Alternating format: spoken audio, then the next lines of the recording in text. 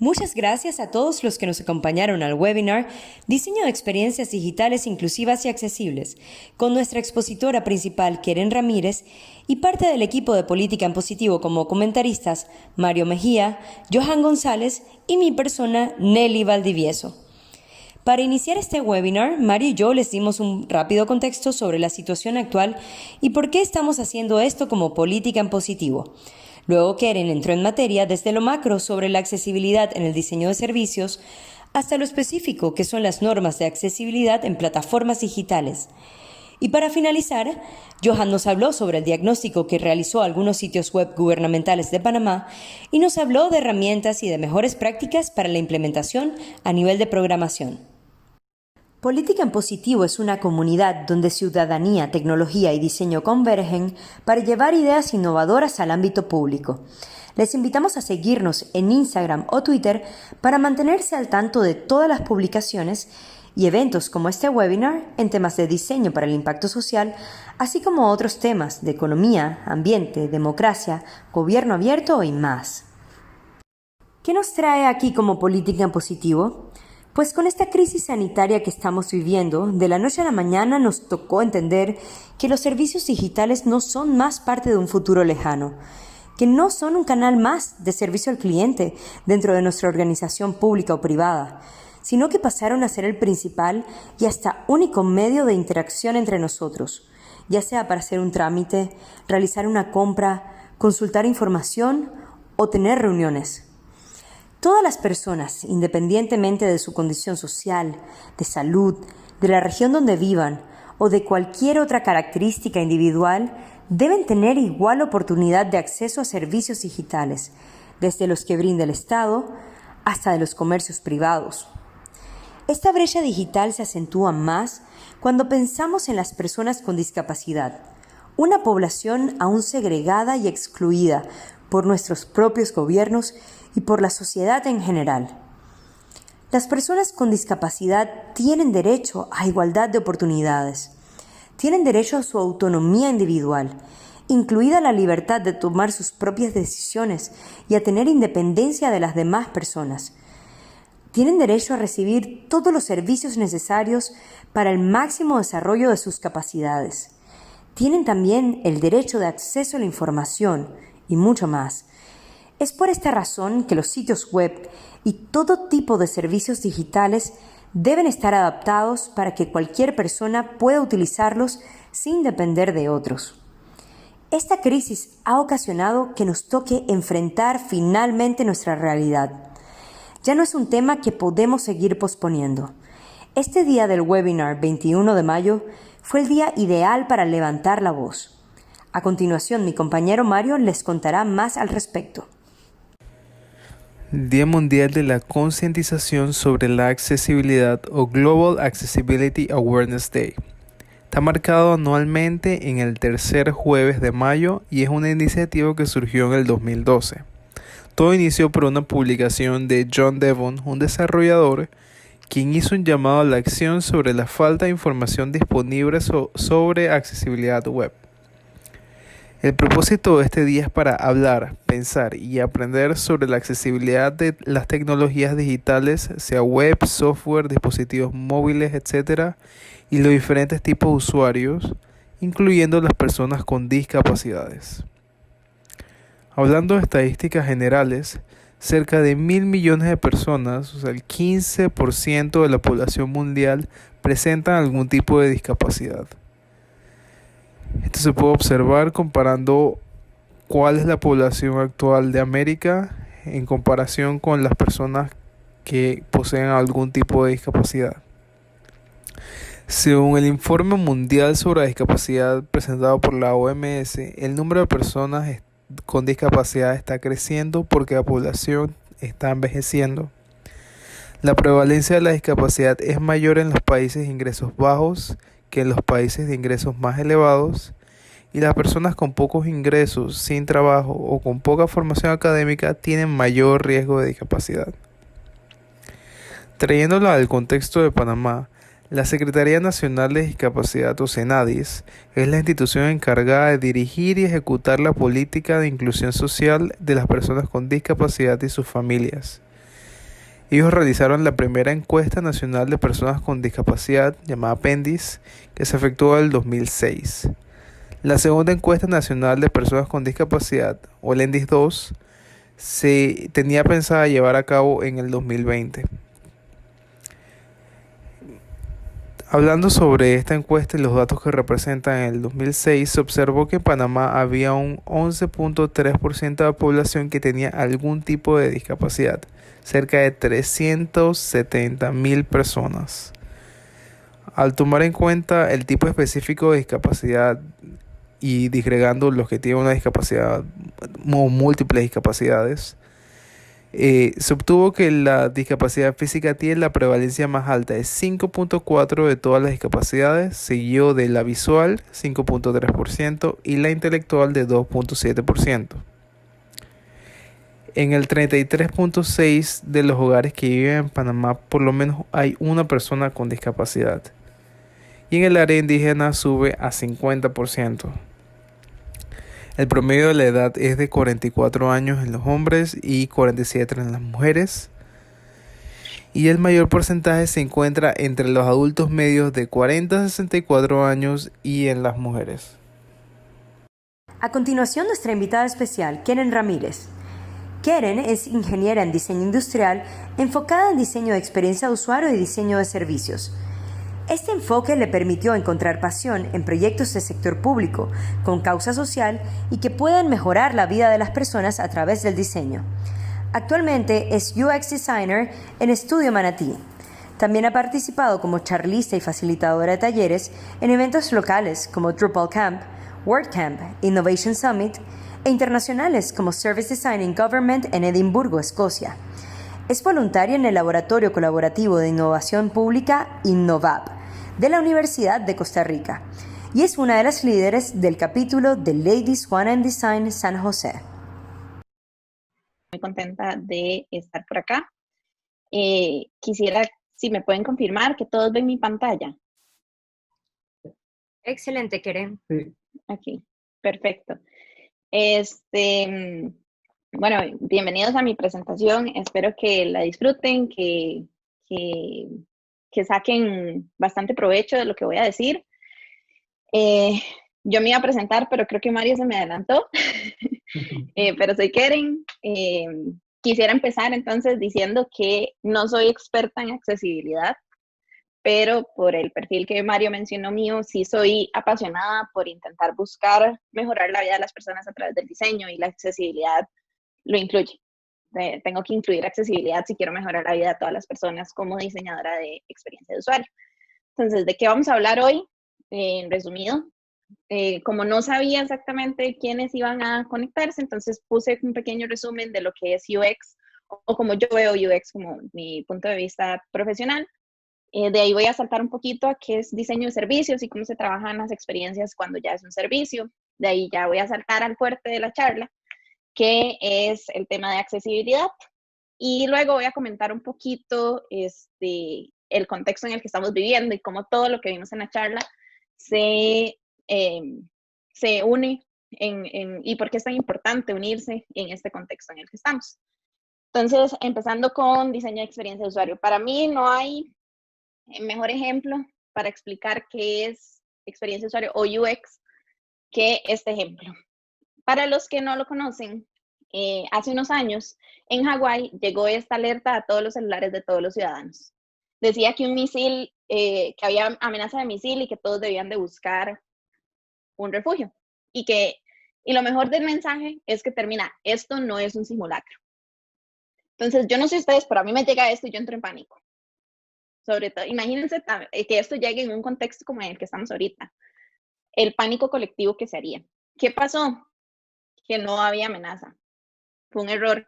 No, fue una falsa alarma. Tuvieron que poner por todo lado que la alerta del misil era un error, que no había ninguna amenaza.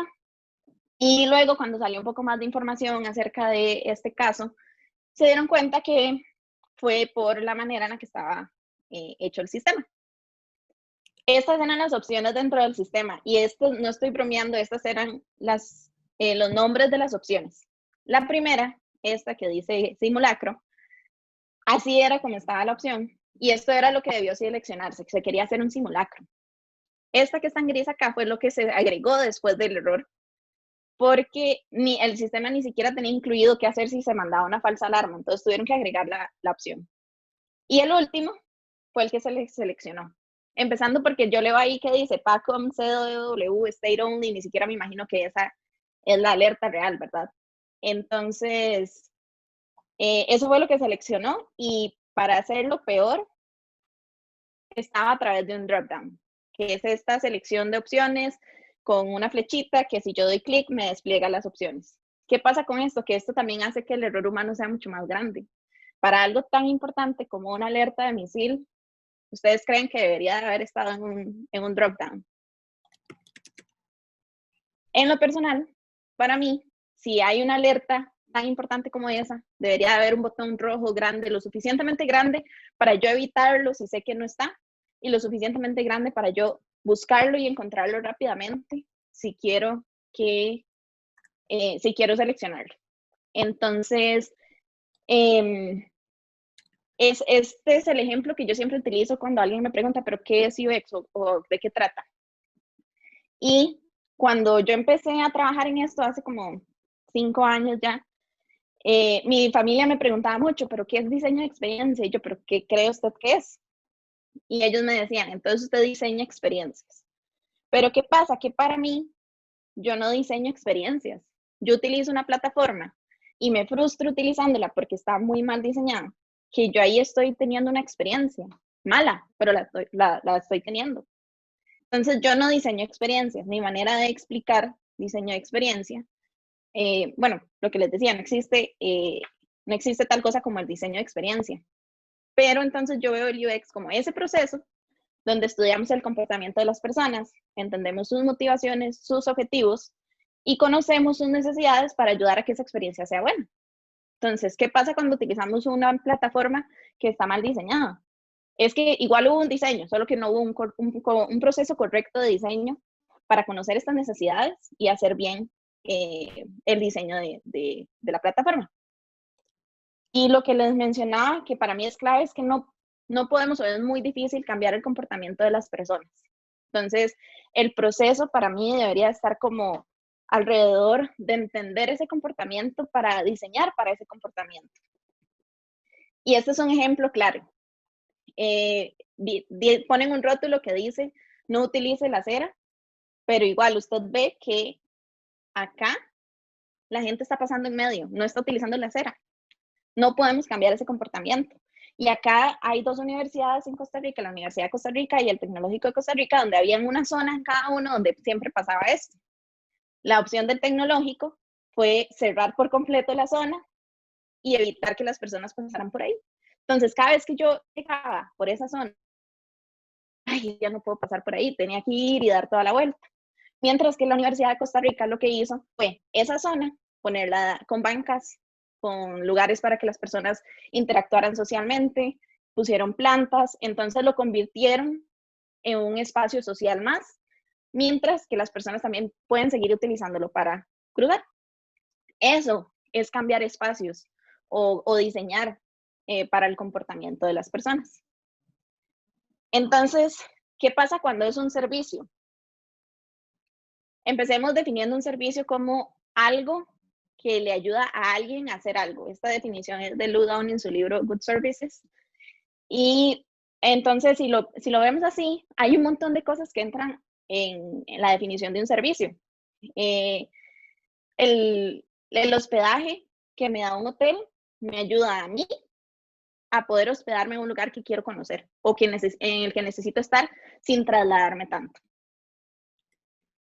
Y ella menciona, Lou Downey es increíble y menciona en su libro que los servicios existen en el fondo por su propia naturaleza. Es lo que conecta unas cosas con otras y el espacio entre ellas. No solemos notarlo hasta que encontramos algo que les hace resaltar, bueno o malo. Y yo creo que aquí todos se podrían identificar con eso. ¿Cuáles son los servicios que ustedes más recuerdan? Aquellos en los que tuvieron una pésima experiencia o aquellos en los que la experiencia fue tan increíble que es lo que recuerdo.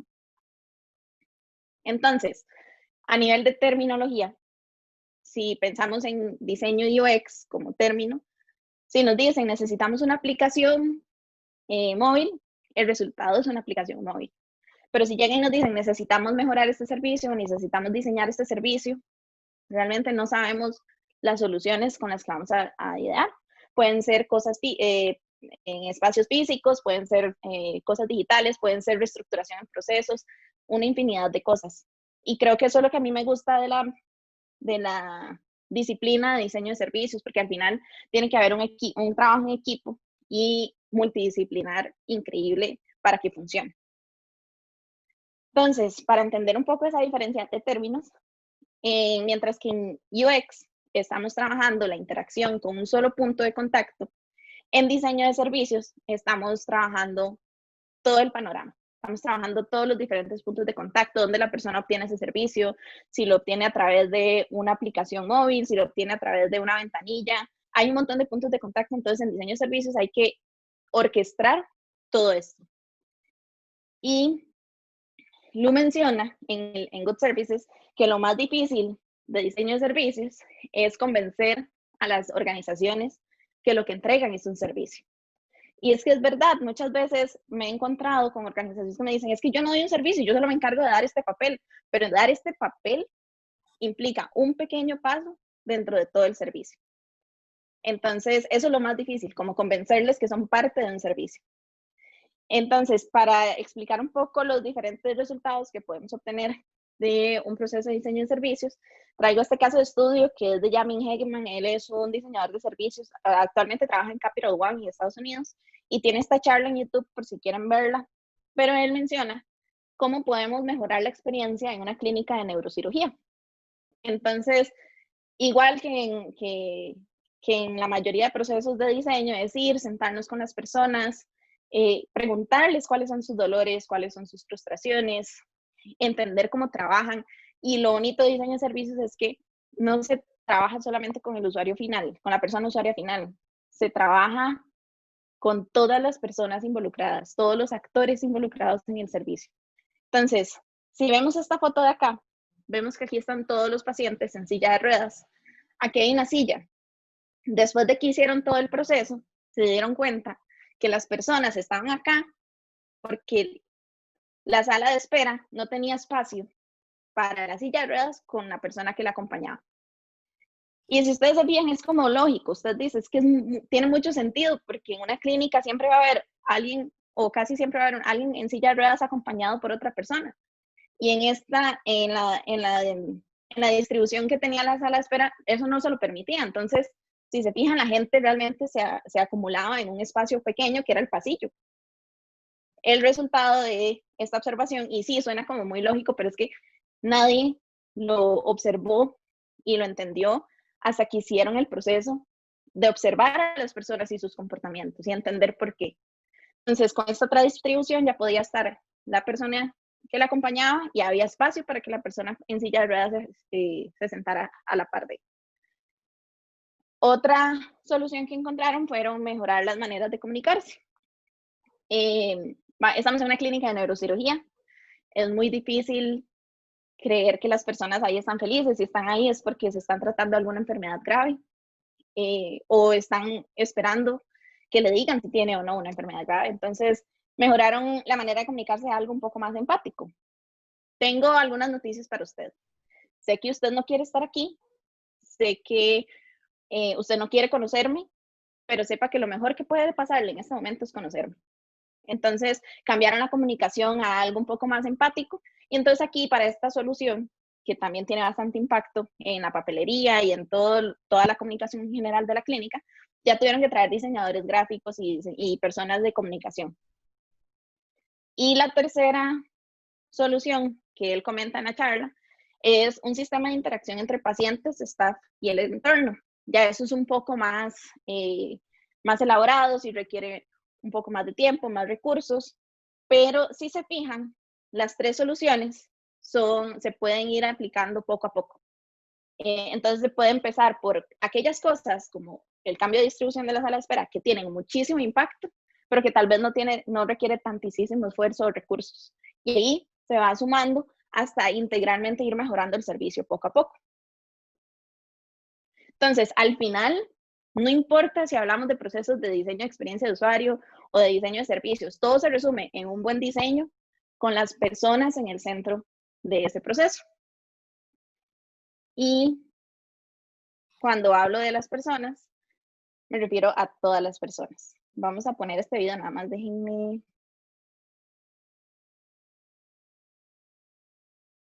Buenos días, dígame. Sí, un momento, por favor.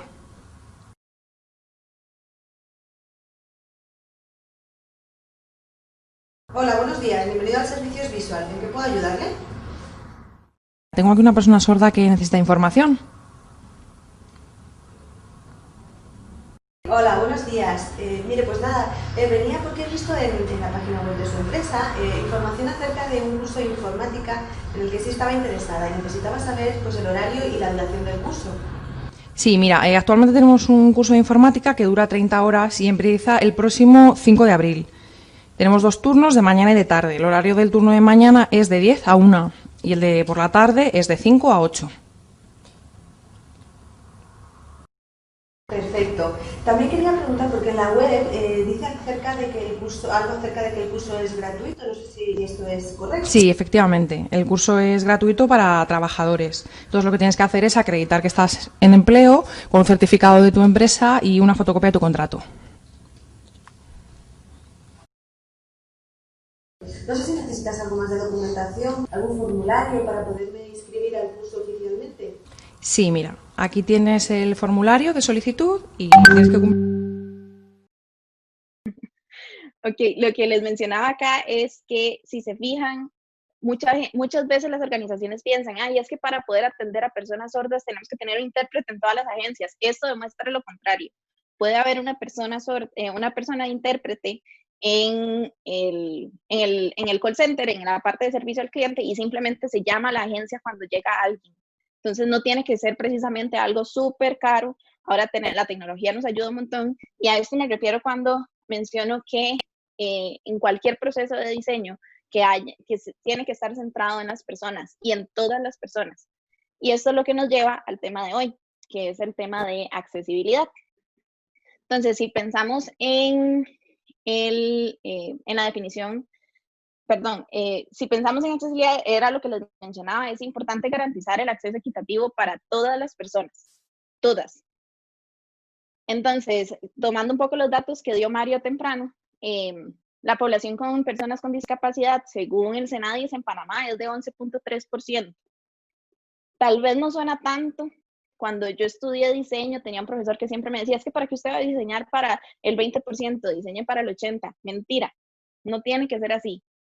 Y entonces suena muy poco, seguro para mi profe suena muy poco, pero si nos ponemos a ver en perspectiva, eso es casi la población completa de Chiriquí. Ahí sí suena bastante, ¿verdad? Entonces, para los que están de Costa Rica, sí tengo la comparación en que aquí en Costa Rica equivale a la población de Heredia. Entonces, sí es un montón de personas. Y no solo eso, si en el CONADIS acá en Costa Rica, que es el Consejo Nacional de Personas con Discapacidad, habla de que más del 40% del total de la población tiene relación directa con la discapacidad. ¿Por qué? Porque si hay una persona con discapacidad, no le impacta solo a él o a ella, le impacta a las personas a su alrededor, compañeros de trabajo, familia, amigos. Entonces, al final eso sí influye un montón. Entonces, si nos pensamos en los principios que da la accesibilidad, son 3. Que sea seguro, que haya comodidad y que la persona tenga autonomía. Y el cumplimiento de estas 3 permite que exista naturalidad en hacer las cosas. Y aquí traigo un ejemplo. Yo aprendí todo lo que sé, bueno, mucho de lo que sé de accesibilidad a través de 2 colegas, Josué Porras y Gaby Delgado, que son colegas acá también diseñadores, que trabajan en una institución que se encarga de desarrollar soluciones para personas con discapacidad. Y ellos me contaban este caso y a mí me sorprendió un montón, porque dicen que un compañero de trabajo de ellos es no vidente.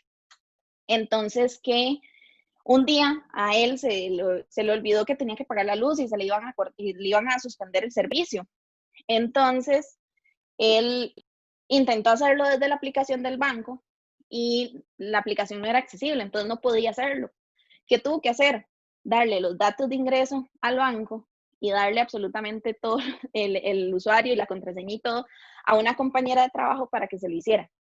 Entonces ahí pierde completa seguridad, tiene que darle la contraseña del banco a la compañera. Pierde toda su comodidad, él no va a estar cómodo haciendo esto y no lo va a poder hacer él mismo, entonces pierde por completo la naturalidad con la que todos nosotros quizás lo hacemos muy, muy fácilmente todos los días. Esa es la importancia de la accesibilidad. Entonces también si nos ponemos a pensar, todos en algún momento estamos expuestos a alguna discapacidad. Hay discapacidades con las que las personas nacen, pero hay discapacidades temporales. Si me quiebro el brazo hoy, voy a estar con una discapacidad durante un tiempo.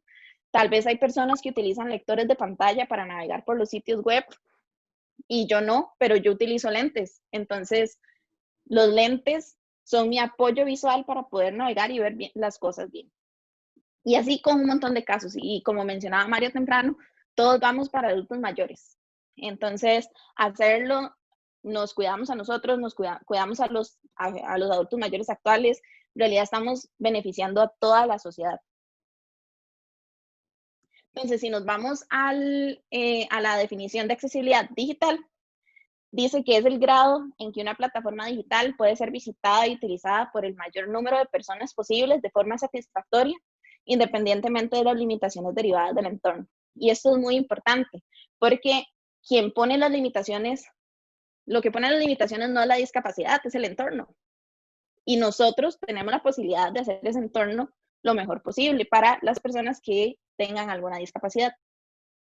Entonces, si pensamos en discapacidades visuales, tenemos que pensar en que las personas les va a costar detectar obstáculos, percibir información gráfica plana, encontrar objetos, percibir luz o colores, probablemente tengan que utilizar algún lector de pantalla o sintetizadores de voz.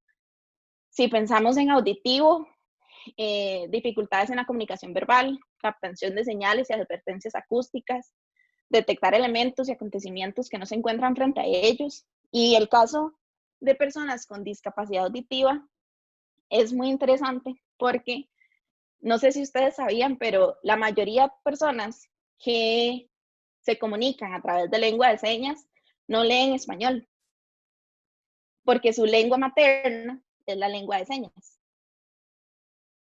Entonces, si yo llego y diseño una página donde el contenido tenga el lenguaje muy complicado, muy técnico, y una persona sorda, que su lengua materna fue la lengua de señas y entiende muy poco español, le va a costar mucho comprender el contenido de esa página.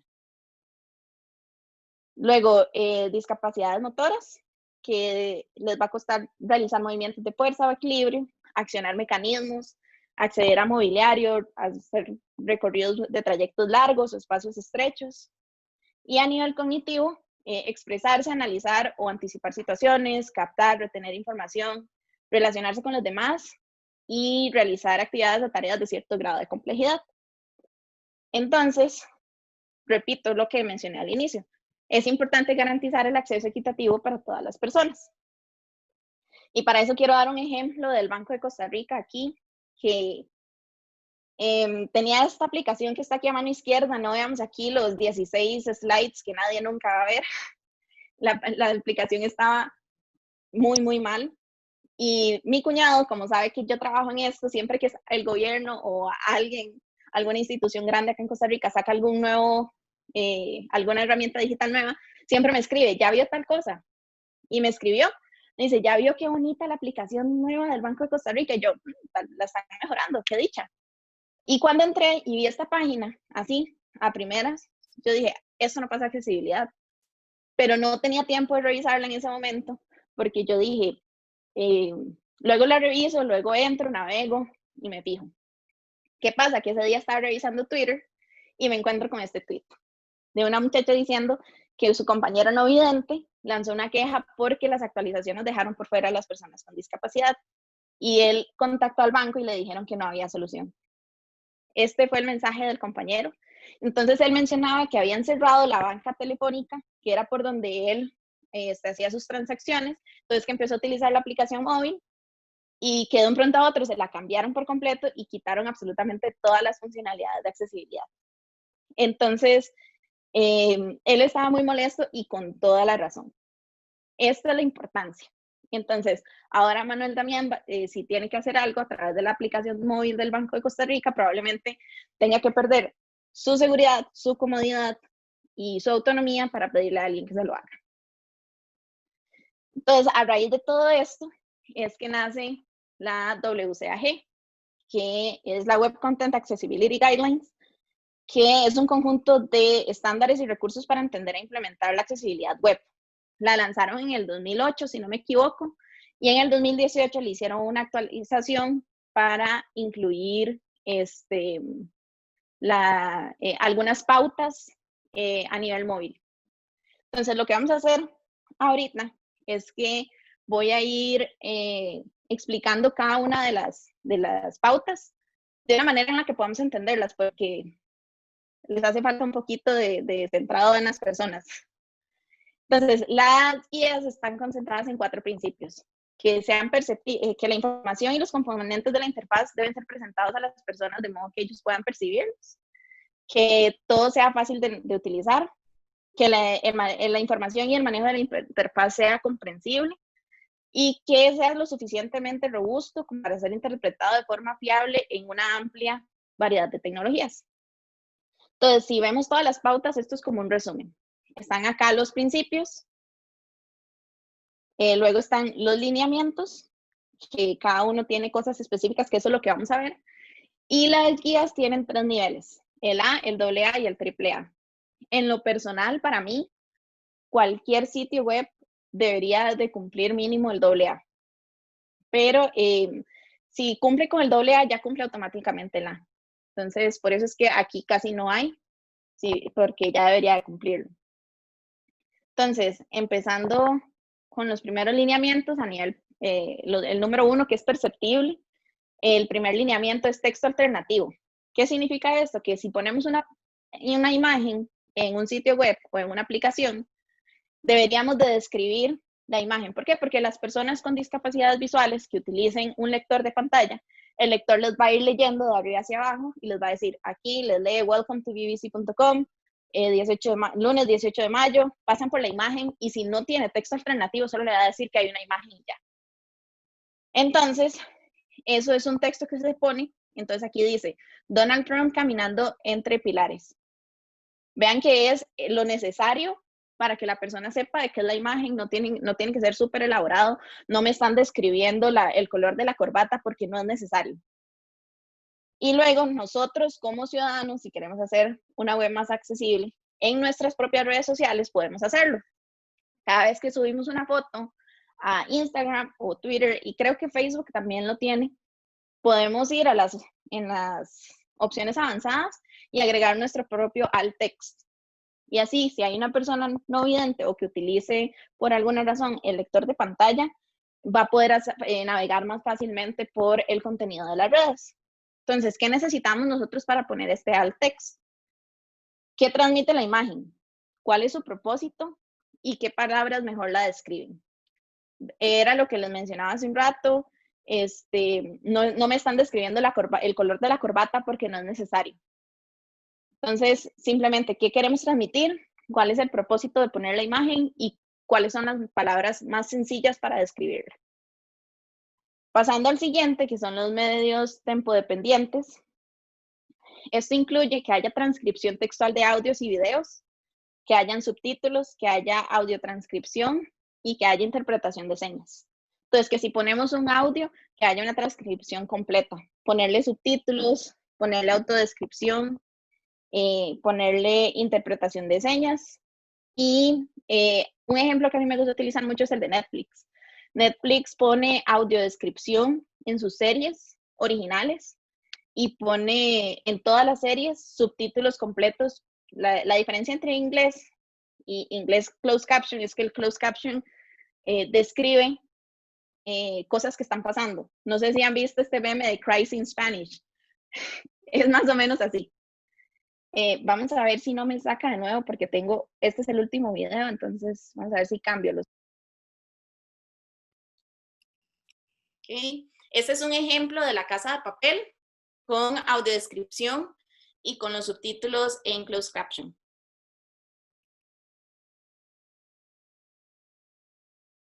Una letra N roja se despliega en un espectro de colores. Una joven con pistola se despierta sobresaltada.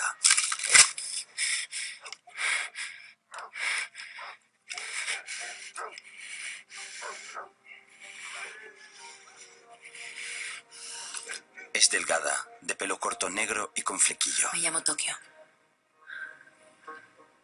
Pero cuando comenzó esta historia, no me llamaba así. Ve una noticia de un atraco. Esta era yo. Espero que se hayan podido escuchar, pero escucharon que, si lo hicieron, escucharon que hay un audiodescriptor que le ayuda a la persona.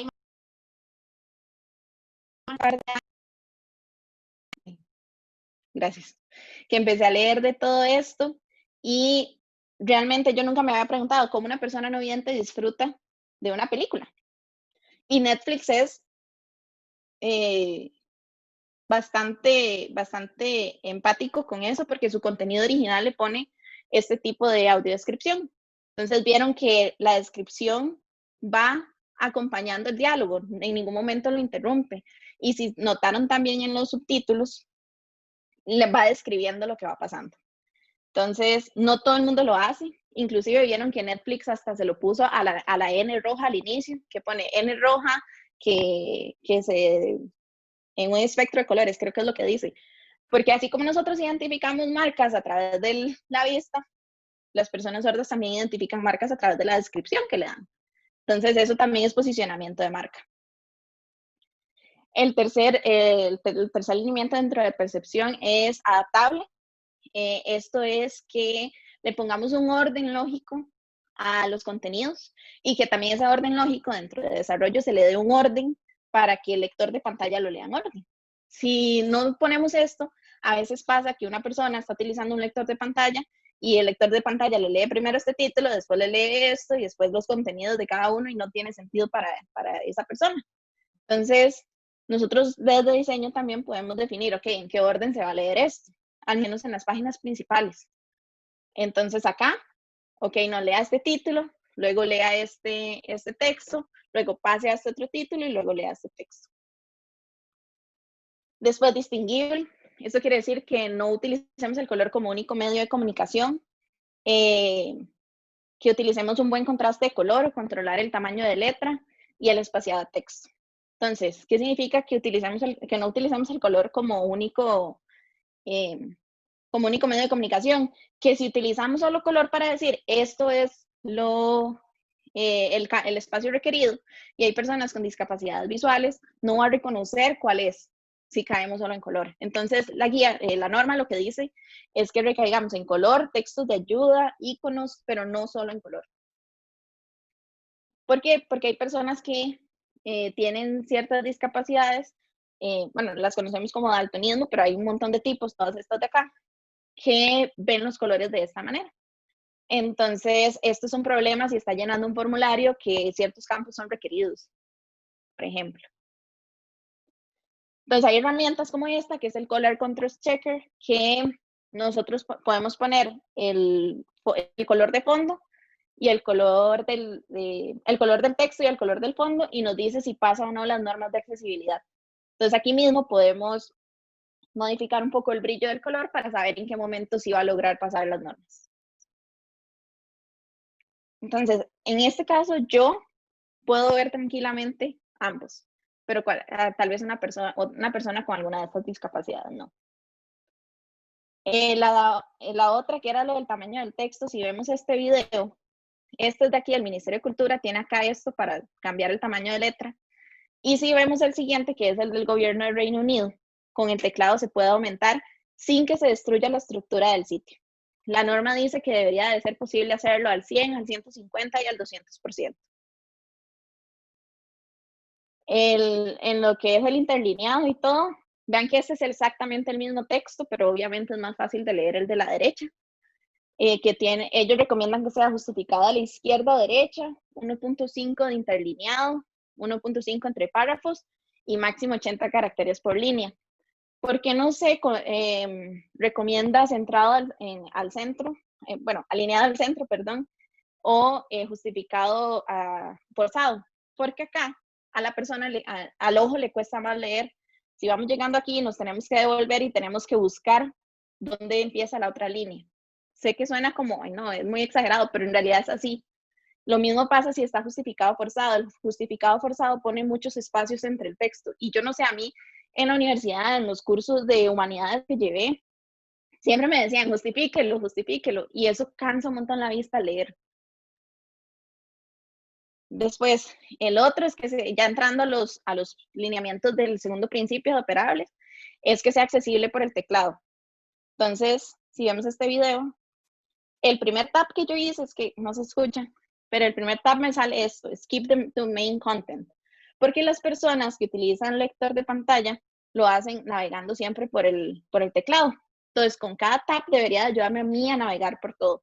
Y el skip to main content usualmente es el primero que sale, y entonces ya se define qué es lo más usual que va a utilizar la persona en el sitio web para que de ahí me salte a esa sección. Y si no, que la persona pueda navegar cada uno de los tabs por cada una de las cosas del sitio web, solamente con teclado. Entonces, esto es como una de las primeras pruebas que yo siempre le digo, ¿cómo saber si el sitio es accesible? Intente primero con esto, empiece con el tab. Hay páginas que sí se puede navegar, pero no pone el focus, que es como esa guía para saber por dónde voy. Entonces, usted no tiene la menor idea a dónde está. El siguiente es tiempo suficiente, que la persona debe completar las tareas en su propio tiempo, no obligarlos, no forzar una actualización, brindar maneras de posponer o pausar actualizaciones, que los formularios guarden el avance. ¿Cuántas veces hemos estado llenando un formulario, se va al internet o algo y de un pronto a otro perdimos todo y tenemos que empezar de cero, ¿verdad? Luego, el tercero es que cuidemos las convulsiones, y yo sé, suena un poco raro, pero que ningún contenido destelle un cambio en la luminosidad o que parpadee por más de 3 segundos, un cambio de 2 estados visuales, porque esto podría provocar a algunas personas que convulsen. Entonces, en Los Increíbles 2 hay una escena con peligro de que una persona pueda tener convulsiones por estos cambios.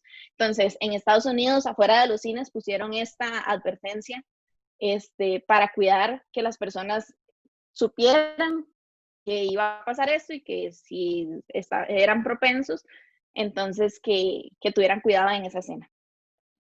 El cuarto, que es navegable, que la persona debe poder navegar libremente y encontrar contenido, saber dónde se encuentra y a dónde puede ir. Un ejemplo son los que se le llama como breadcrumbs, que es cuando, como en Amazon, en Best Buy, cuando al sitio web principal, la categoría en la que estamos navegando, el producto que estamos viendo. Entonces así me ayuda a mí a saber dónde estoy y qué estoy haciendo. Las modalidades de entrada, esta es de la actualización más reciente de la norma, que dice que cualquier funcionalidad debe ser accesible desde diferentes dispositivos y formas, ya sea por mouse, con un dedo interactuando con la pantalla, lápices electrónicos, apuntadores láser, las etiquetas tienen que estar visibles. Entonces, por ejemplo, acá, esto fue de un formulario que yo diseñé en el 2017, que la etiqueta, hay una muy mala práctica en la que usualmente la etiqueta de los formularios las ponemos directamente en el campo y cuando yo empiezo a escribir la etiqueta desaparece. ¿Qué pasa con esto? Que si yo estoy utilizando un lector de pantalla y estoy llenando un formulario y lo doy a enviar, pero en uno de esos campos había un error, el lector de pantalla me va a decir que hay un error, pero no va a poder regresarme al campo del error porque no hay etiqueta que me pueda decir a mí cuál es. Entonces lo que se recomienda es que si yo le doy clic, la etiqueta se mantenga, pero que pase a otro lado y que se ponga texto de ayuda.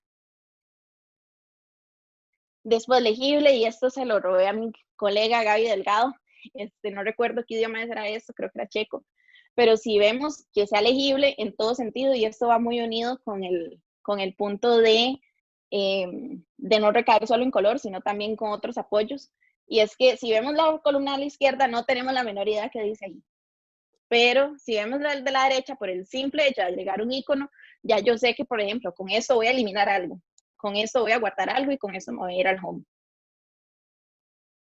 Predecible, cualquier cambio producido por una acción debe informar a la persona acerca del mismo, que si algo salió mal, decirle que si algo sirvió, confirmarle. Y aquí traigo un ejemplo de Correos de Costa Rica, que a situación de esta crisis empezó a distribuir alcohol líquido para toda la población. Y cuando yo compré el alcohol para mí, no recibí, yo vi que se me rebajó el dinero del banco, pero no recibí confirmación, no recibí un mensaje, no recibí correo, no recibí absolutamente nada. Mi confirmación fue al día siguiente cuando me tocaron la puerta de la casa para entregarlo. Entonces, por lo menos sé que funcionó, pero eso es una muy mala práctica. Yo debería haber recibido un correo confirmándome que lo que yo hice funcionó. Después, entradas de datos asistida, identificación de error, etiquetas, instrucciones, prevención de errores.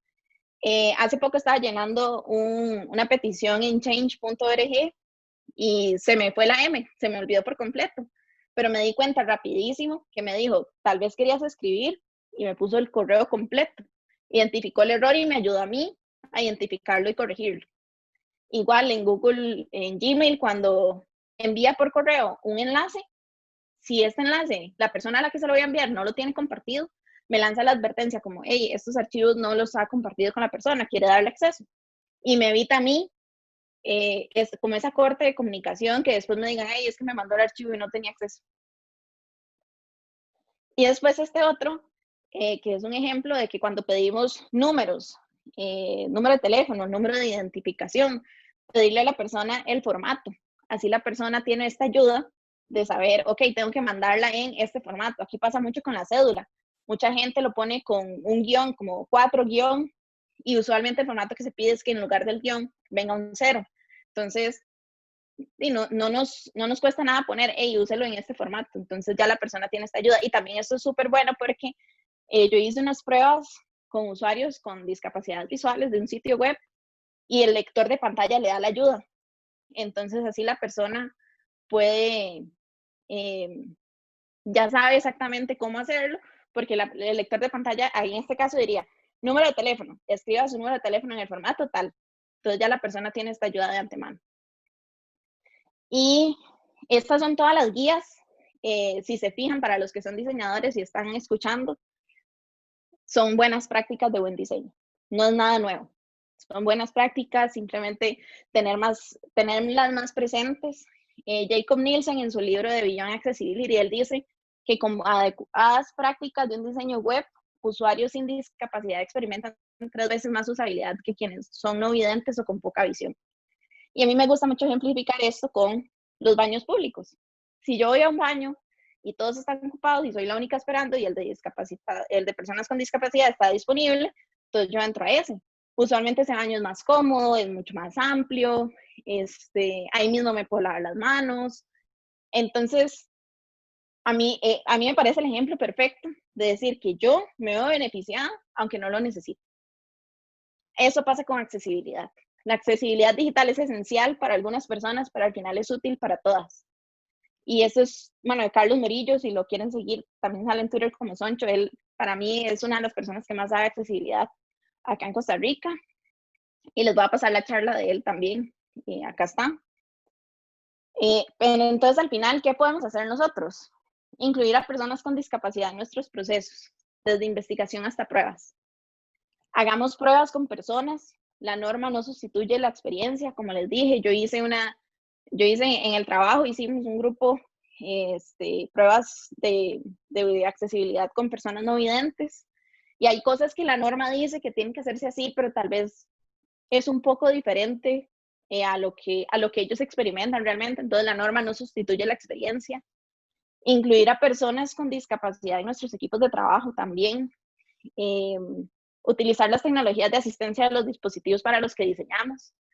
No sé si ustedes alguna vez se han puesto a utilizar el lector de pantalla de su celular, les recomiendo que lo hagan y que lo pongan en la velocidad más rápida, porque así es como las personas lo utilizan. Investigar mejores prácticas y aplicarlas en nuestros diseños, o investigarlas si no somos diseñadores, si estamos en un proceso de diseño donde tal vez no estamos diseñando necesariamente, pero sí podemos hacer observaciones al respecto. Pero sobre todo informarnos e informar a otras personas. Yo les decía, yo no soy experta en accesibilidad, aprendo todos los días, pero a mí me encanta informar que esto existe, que otras personas sepan que existe, que son buenas prácticas y que lo correcto es que lo hagamos bien para todas las personas. Y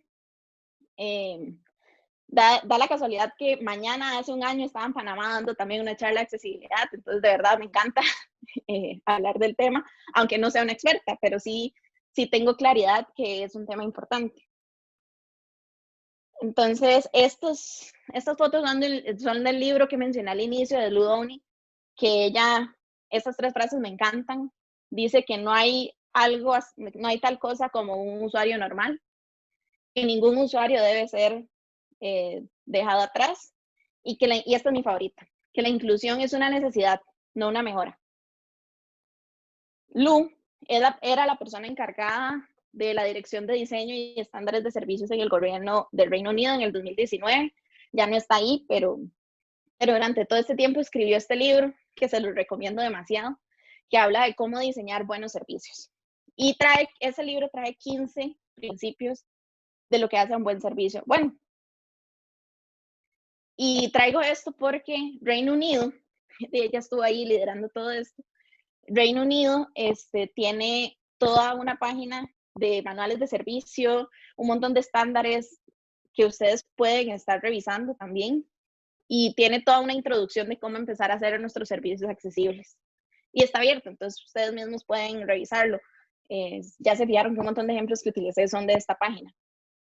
Y para darles un poco de contexto, Reino Unido desde el 2012 empezó a trabajar en estándares que permitían una mejor relación entre el Estado y sus ciudadanos a través de servicios y productos digitales accesibles y usables por todas las personas.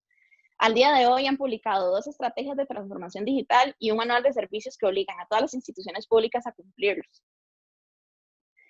Y Mike Monteiro, en el libro de Lou, menciona en el prefacio: no puedo decir cuántas veces me quedé estancado tratando de resolver algo y pensé, bueno, veamos cómo lo resolvieron en gov.uk. Y yo misma me he encontrado haciendo eso montones de veces. Entonces, yéndonos un poco al contexto en el que estamos ahorita, y ya habiéndoles explicado el contexto del Reino Unido, llego al principio número 13 del libro, que dice: un buen servicio debería responder rápidamente al cambio. Entonces, con esto, quisiera contarles el caso del Servicio Nacional de Salud del Reino Unido, de la NHS, que voy a empezar diciendo, no es una institución perfecta, no hacen todo perfecto, pero sí están intentando hacer las cosas bien. Entonces, un poco de contexto. Matt Edgar, que es el director asociado de la parte digital, en una charla mencionó que la NHS atiende a 53 millones de personas y emplea a 1.8 millones de personas. ¡Qué montón de gente! A mí mi mente ni siquiera puede imaginarse cuántas personas son. Y el equipo de diseño en la parte digital es de alrededor de 80 personas, 78 más otros roles. Entonces, si ustedes se fijan, ellos están haciendo las cosas muy bien. Y ese es el impacto que puede tener como empezar a aplicar estos procesos e incluir a personas de diseño. Entonces, yo les decía al inicio, no podemos cambiar el comportamiento de las personas. ¿Cuántas veces ustedes se han sentido mal y terminan googleando los síntomas que tienen? No me engañen, todos lo hacemos. Por más que sepamos que no se debe hacer y que la información no va a ser veraz, todos lo hacemos. La NHS entendió eso. Entonces, ¿qué hizo? Hizo que todo su sitio web fuera una base de datos de información de medicamentos, de enfermedades, de síntomas. Y entonces que es el ejemplo de dolor de cabeza, viene: ¿qué hacer si tengo dolor de cabeza? ¿Qué no hacer si tengo dolor de cabeza? ¿En qué casos tengo que ver a un doctor? Si quiero consejos, ¿a dónde tengo que llamar? Entonces, y también, ¿qué me puede estar causando el dolor de cabeza? Entonces, por lo menos aseguran que las personas estén obteniendo información fiable y veraz, porque ya saben que las personas hacemos eso. Entonces, yo desde que descubrí la página de la NHS, yo por lo menos reviso esa, para no pensar que tengo algo muy grave o que me voy a morir mañana por un dolor de cabeza. Entonces, con todo esto del COVID, la jefa de información de uno de los hospitales de la NHS decía que muchas personas dentro de la organización dicen que alrededor de 2 años de transformación digital han sido completados en las últimas 2 semanas. Yo realmente creo que ellos lo están logrando porque ya tenían unas bases muy fuertes que han establecido desde el 2012. Desde el 2012 están haciendo sus manuales de servicio, están establecidos, todas las instituciones públicas deberían de seguirlo. Entonces, este ejemplo, que el doctor Peter Young, este señor de acá, solicitó una aplicación para ayudar a personas del staff del área de cuidados intensivos. Entonces, lograron hacer una pizarra virtual que permitiera asignar tareas y hacer comunicaciones con las personas que estaban atendiendo a los pacientes en cuidados intensivos. Y todo lo hicieron rapidísimo y hicieron hasta pruebas con personas usuarias. Entonces, Matt Edgar, en esta charla que les mencionaba, dice, no hagamos inteligencia artificial hasta que arreglemos la arquitectura de información. Para los que no son diseñadores, la arquitectura de información es como la base de cualquier proyecto digital. Es lo que realmente va a establecer si va a haber una buena experiencia o no. Entonces él decía, pongamos las bases, tengamos las bases claras para después empezar a utilizar más tecnología. Y eso para mí es algo que está haciendo el Reino Unido y por eso les ha permitido hacer mucha transformación en la crisis en la que estamos. La CEO de NHS Digital dice que con todo esto, sus servicios digitales han aumentado hasta 100 veces su uso. Entonces, que empezaron a trabajar con la Universidad de Cambridge para incluir modelos de Machine Learning para ayudar. Y yo realmente creo que es que lo están haciendo porque ya tienen estas bases claras. Y yo sigo a muchos diseñadores de la NHS y sigo a la NHS Digital en Twitter. Entonces, todos los días yo veo donde publican, ya tenemos esto nuevo. La NHS sacó un blog que dice, que habla de cómo los diseñadores de servicio tuvieron que reaccionar rápido para cubrir las demandas del COVID. Y esta lo hicieron el martes, lo sacaron el martes, que pudieron hacer el diseño de un servicio de apoyo a salud mental que estuviera 24/7 e inclusive hicieron hasta pruebas con usuarios. Imagínense lo establecidos que pueden tener los procesos que lo pudieron hacer en tan poco tiempo en una crisis donde es tan necesario. Entonces, realmente es un servicio que está respondiendo rápidamente al cambio y que tiene las bases para hacerlo. Entonces, para ir finalizando, les voy a contar una historia. Esta historia la escuché en una charla de Sarah Drummond, que es una diseñadora de servicios de Escocia. Si les interesa el tema, yo creo que lo primero que tienen que hacer es buscar, seguir gente del Reino Unido, porque realmente hacen las cosas increíblemente bien. Y habla de Jon Snow, y no es el de Game of Thrones, pero Jon Snow, un médico que se considera el papá de la epidemiología moderna. Él es conocido en diseño por esta visualización de datos. En el brote de cólera del siglo XIX en Londres, en el distrito de Soho, él tomó el mapa, empezó a señalar dónde estaban sucediendo las muertes y empezó a buscar patrones en esas concentraciones de muertes y empezó a observar a los ciudadanos donde estaban concentrándose. Entonces él descubrió que a pesar de que la gente decía que el cólera se estaba transmitiendo por vapores del océano, por agua que estaba en el aire, por agua de lluvia, porque estaba en el aire, él dijo, no, esto se está transmitiendo por el agua. Entonces, él dio su teoría y nadie le hizo caso. Nadie, absolutamente nadie le hizo caso. ¿Qué pasó? Que Jon Snow no vivió para ver cómo su teoría salvó miles de vidas. 4 años después de que falleció, él falleció por un infarto. 4 años después, uno de sus principales detractores le dio la razón. Entonces, luego de que le dieron la razón a Jon Snow, quitaron la bomba de agua donde se estaba transmitiendo el cólera. Ese simple acto fue el quiebre de muchos cambios. No es que el mundo es cambiado al instante. Cada cambio puede tomar años en ser visible, pero el cambio no es menos momentáneo por su pequeña evolución.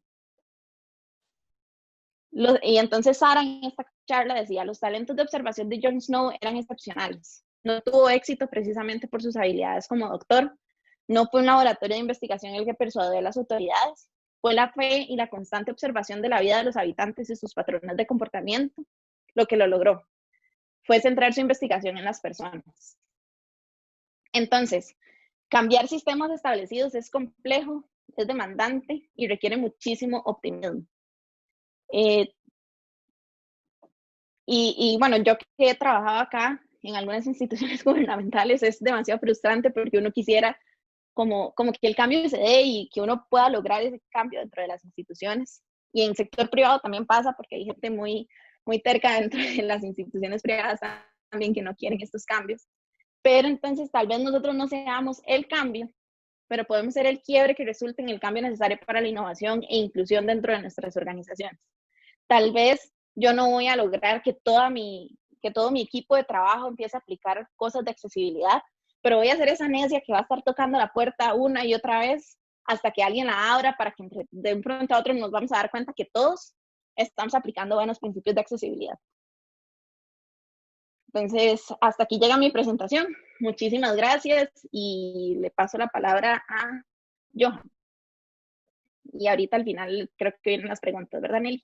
Excelente, Keren. Sí, muchísimas gracias. En efecto, viene Johan, que les va a conversar un poquito acerca de cómo están algunos sitios web gubernamentales en Panamá en materia de accesibilidad y también nos va a hablar de mejores prácticas en cuanto a la implementación. Muchísimas gracias, Keren, de verdad, muy valiosos todos estos consejos que nos has dado. Muchas gracias. Johan.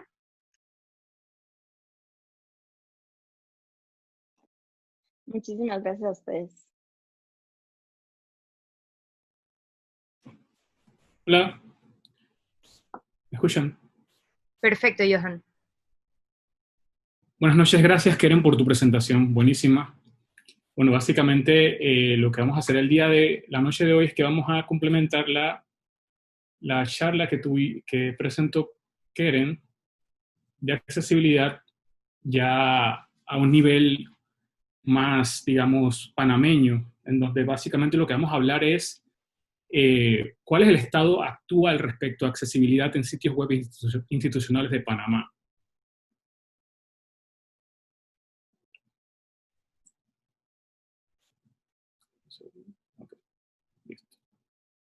Bueno, básicamente respecto a accesibilidad en sitios web institucionales de Panamá, la Autoridad de Innovación Gubernamental en el 2011 elaboró una guía en donde se definieron los estándares que debían seguir los sitios web gubernamentales. Esta guía contemplaba estándares tanto a nivel de diseño, de estructura y de programación. Y dentro de esta guía se mencionaron o se establecieron 14 pautas que se debían tomar en cuenta a la hora de desarrollar e implementar un sitio web accesible. Resulta que estas pautas básicamente son una traducción al español de la Guía de Pautas de Accesibilidad de Contenido Web 1.0, publicadas por el consorcio del World Wide Web. Y esa guía se publicó el 5 de mayo de 1999. A la fecha, estas pautas de accesibilidad de contenido web han sido ya actualizadas 2 veces, en una versión 2 y una versión 2.1, y estas actualizaciones se dieron el 11 de diciembre de 2008 y el 5 de junio de 2018, respectivamente, cuando se publicó la versión 2.1.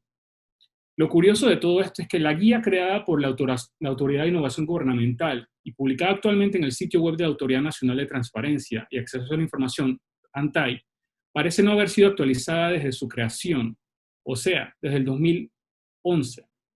Con esto, podemos ya tener una idea de cuál es el estado actual respecto a accesibilidad en los sitios web gubernamentales, ya que básicamente estamos trabajando con pautas y recomendaciones que fueron creadas hace más de 20 años. Entonces, vamos a entrar un poquito en materia respecto a observaciones de accesibilidad en sitios web del gobierno. Y bueno, aprovechando de que estamos digamos, en tiempos extraños, vamos a utilizar el tema del COVID como contexto para evaluar y mostrarle observaciones específicas con sitios web que están siendo visitados actualmente y con bastante frecuencia. ¿Cuál es el estatus respecto a accesibilidad de estos sitios actualmente? Y si estos sitios cumplen o no con los estándares de accesibilidad mencionados previamente. Bueno, para nosotros que quizás seamos usuarios sin ningún tipo de discapacidad, nuestra experiencia dentro de un sitio web se reduzca básicamente a utilizar nuestros dedos o un ratón a la hora de navegar o tratar de obtener información dentro de un sitio web. Sin embargo, ¿qué es lo que pasa con las personas que sufren con algún tipo de discapacidad? Dentro del contexto de COVID-19, en donde más que nunca es necesaria el acceso a la información y a la transparencia, realizamos una evaluación de distintos sitios web relacionados. Y dentro de esto pudimos determinar que realmente no se está cumpliendo completamente con los estándares de accesibilidad propuestos por la Autoridad de Innovación Gubernamental. Inicialmente procedimos a realizar una evaluación individual de cada uno de estos sitios.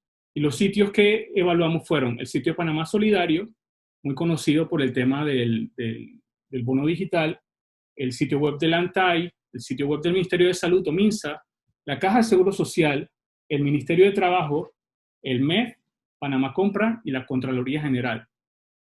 ¿Qué pasa? Al evaluar todos estos sitios, encontramos ciertas deficiencias en accesibilidad que eran comunes dentro de estos sitios y las quisiera mencionar a continuación para que las tengamos presentes.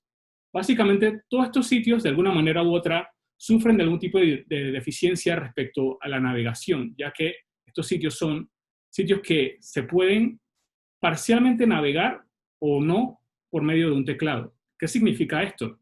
Que para muchas personas que tengan algún tipo de discapacidad y que solamente puedan utilizar un teclado para poder navegar el sitio web, estas páginas no son de provecho, ya que al entrar al sitio web es muy difícil poder cambiar de sección o navegar una sección porque la misma navegación del sitio no fue implementada o programada para que tuviera shortcuts o atajos para ser navegadas por medio del teclado.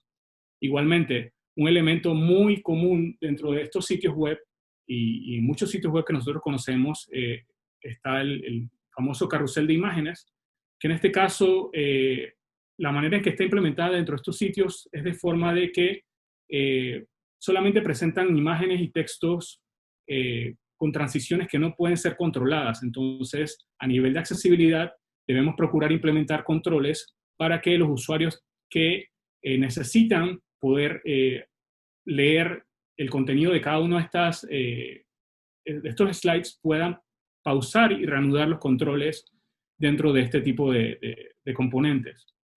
También algo que encontramos en todos los sitios, en 100% de los sitios que evaluamos, es una deficiencia a la hora de ofrecer texto alterno para las imágenes. Entonces, esto causa que usuarios que solamente utilicen lector de pantallas no puedan obtener una descripción de la imagen que se está presentando. Otro elemento que también está presente en 90% de los sitios, y como mencionaba Keren, eran problemas de contraste insuficiente entre textos y fondos, básicamente esto impide a que personas con problemas, con algún tipo de discapacidad visual, tengan dificultad a la hora de leer estos textos, ¿no? También ya hay elementos un poquito más técnicos y que de repente no se toman inicialmente como un estándar de accesibilidad, pero dentro de las buenas prácticas también notamos que muchos de estos sitios no ofrecen un enlace directo para que usuarios que utilicen dispositivos de asistencia para lectura puedan saltar a leer el contenido principal del sitio, causando así que tengan que navegar todo el sitio y todos los enlaces del sitio antes de siquiera poder accesar el contenido principal del mismo, ¿no? También hay deficiencias que entran dentro del tema del contenido, como por ejemplo contenido multimedia, que no ofrece opciones a desplegar subtítulos. Y también, yendo por esa misma onda de las personas que tienen algún tipo de discapacidad visual, también notamos que muchos de los formularios que se presentan en el sitio, ya sea para llenar solicitudes o pedir información, tienen como protección lo que todos conocemos como el CAPTCHA visual, en donde tú tienes que llenar un set de palabras y completarlas para evitar, como para validar que tú eres humano. Sin embargo, muchos de estos formularios se limitan a ofrecer solamente un CAPTCHA visual y no ofrecen una alternativa de audio, que es muy importante también. Y también pasa que se hace un uso incorrecto de las etiquetas dentro del sitio web, como los encabezados y los labels a la hora de crear formularios, dejando así a confusión del usuario poder distinguir qué tipo de contenido está leyendo o accesando en su momento, ¿no? Entonces, ya sabemos ahorita mismo todas las observaciones de accesibilidad que hay. Y en verdad podemos notar que, y esto demuestra básicamente que hay mucho trabajo por realizar a nivel de accesibilidad. Ahora mismo estas observaciones que estamos haciendo ni siquiera entran en un nivel tan técnico en donde estamos corriendo, digamos, softwares para pruebas de accesibilidad y demás. Estas observaciones son simplemente con pruebas humanas, que como también comentaba Keren en su momento, son igual o inclusive más importantes que las pruebas que se puedan hacer a través de softwares o validadores de accesibilidad. Entonces ya sabemos qué es lo que hay que corregir y ahora queremos saber cómo lo podemos corregir o cuáles son las recomendaciones esenciales a la hora de implementar un sitio web accesible.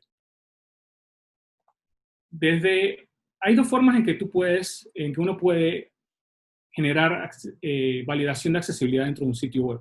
El primer componente está relacionado a lo que tiene que ver con las pruebas a nivel de usuario, ya sea que las haga uno mismo o inclusive que uno tenga la experiencia de poder invitar a personas con discapacidad a que naveguen y puedan experimentar el proyecto en el que estás trabajando. Entonces, claves o puntos claves que tenemos que tomar en cuenta, independientemente de cualquier tipo de prueba que hagamos a nivel de software, es crear un sitio web cuya navegación pueda ser accedida a través de un cursor, a través de los dedos, a través de un teclado. Esto es esencial. También es muy importante implementar controles para pausar y reanudar las animaciones dentro de componentes, como estamos hablando anteriormente, los carruseles. También, por medio de herramientas que voy a estar mencionando más adelante, tener presente la verificación de contraste de color entre textos y fondos. También implementar los enlaces para saltar al contenido principal de la página, lo que muchos conocen como el skip to main content. También implementar el uso correcto de etiquetas, tanto para los encabezados y formularios, y procurar que, para los programadores, que cualquier componente que nosotros programemos a nivel de JavaScript tenga de alguna manera u otra una equivalencia para poder generar interacción a través de un teclado. También entre las recomendaciones está utilizar etiquetas descriptivas a la hora de crear tablas, los encabezados de las tablas, los pies de página de las tablas. Todo esto ayuda a que los screen readers o los lectores de asistencia puedan determinar mejor el contenido que se está leyendo, y ya sea por medio de programación o a nivel inclusive de usuario, a la hora que estemos programando nuestro sitio web, habilitar para que los usuarios puedan, ya sea manualmente o programáticamente, generar contenido alternativo para que las imágenes tengan alguna descripción. Entonces, ahora que tenemos estas recomendaciones que son bastante generales pero útiles, también tenemos herramientas que podemos recomendar para medir la accesibilidad de un sitio web. Las herramientas que existen actualmente son bastante variadas y van desde software que podemos instalar en nuestra computadora, extensiones que podemos instalar en nuestro navegador, o inclusive herramientas con las que ya contamos actualmente en nuestros computadores. Entonces, la más común, porque básicamente cualquier persona que desarrolle básicamente ya la tiene, está el Chrome Accessibility Developers Tool, conocido como Lighthouse, que te permite correr un reporte de accesibilidad y en donde te detalla básicamente cuáles son las mejoras a nivel técnico que debes realizar.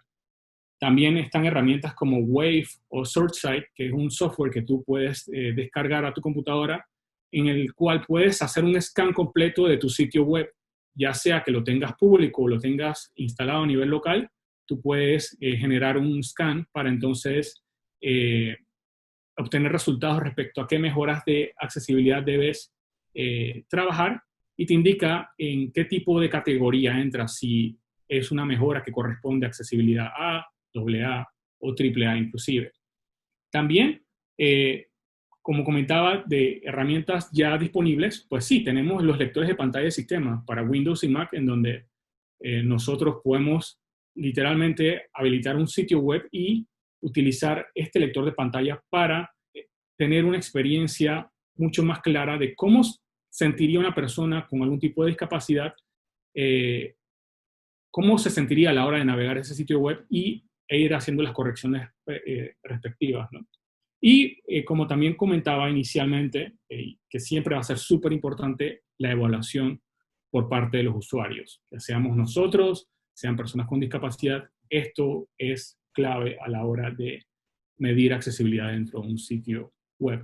Entonces, sé que muchas veces nosotros como desarrolladores nos concentramos en conseguir, digamos, los mejores puntajes de accesibilidad cuando corremos los tests y demás, pero no es solamente un tema de conseguir un mejor puntaje, sino de, en general,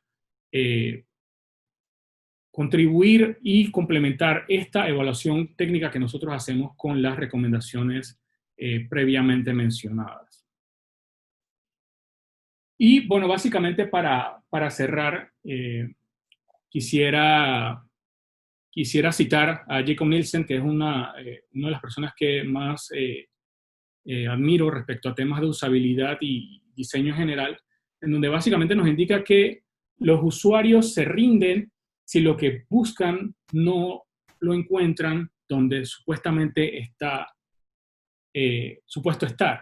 Entonces, sé que de repente sonará muy general porque a nivel de diseño y desarrollo pensaremos que nosotros hacemos o procuramos lograr este cometido. Sin embargo, poniéndolo en el contexto del día de hoy, lo que se celebra, que es el Día Mundial de la Concientización sobre la Accesibilidad, esta frase puede tener un contenido mucho más profundo, pues siempre debemos recordar que no diseñamos solamente para nosotros y también diseñamos para personas que tienen discapacidades y que no pueden de repente gozar de la misma experiencia que tenemos nosotros.